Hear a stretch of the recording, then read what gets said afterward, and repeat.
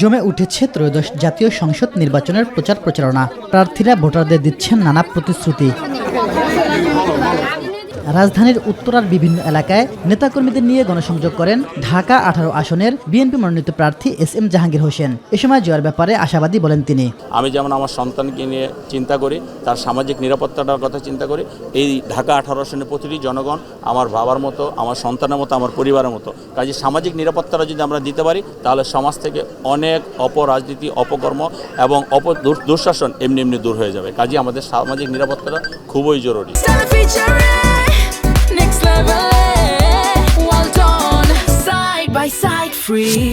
রাজধানীর বাড্ডা, রামপুরা থানার বিভিন্ন এলাকায় গণসংযোগ করেন ঢাকা 11 আসনের বিএনপি মনোনীত প্রার্থী ডক্টর MA কাইয়ুম। নির্বাচিত হলে শিক্ষা, স্বাস্থ্য, কর্মসংস্থান ও দারিদ্র্য বিমোচনে কাজ করবেন বলে জানান তিনি। বিনোদনের জন্য আমাদের খেলার মাঠগুলি যেগুলি আছে এগুলি আমরা উদ্ধার করব, এগুলি খেলার উপযোগী করব। প্রাইভেট হাউজিংগুলি আছে তারা মাঠগুলি ভাড়া দেয়, অন্তপক্ষে সপ্তাহে 2 দিন স্থানীয় স্কুল, কলেজ, মাদ্রাসা ছাত্রদের জন্য যাতে তাদের খেলার জন্য ফ্রি রাখে, ওগুলির জন্য আমরা ইনশাল্লাহ কার্যকরী করব।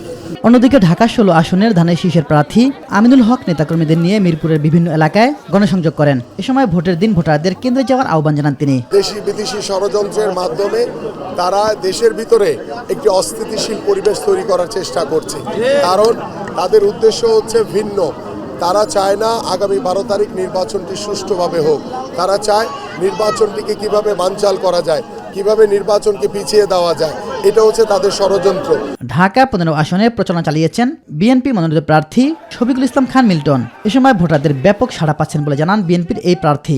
আমরা ইতিমধ্যে নারীদেরকে ক্ষমতায়ন করার জন্য আমাদের দলের পক্ষ থেকে বলা হয়েছে, আমরা যদি রাষ্ট্র পরিচালনার দায়িত্ব পাই, প্রথমে 50 লক্ষ নারী কর্তা ব্যক্তিকে আমরা ফ্যামিলি কার্ড দেব, যে ফ্যামিলি কার্ডের মধ্য দিয়ে তাদের ক্ষমতায়ন শুরু হবে।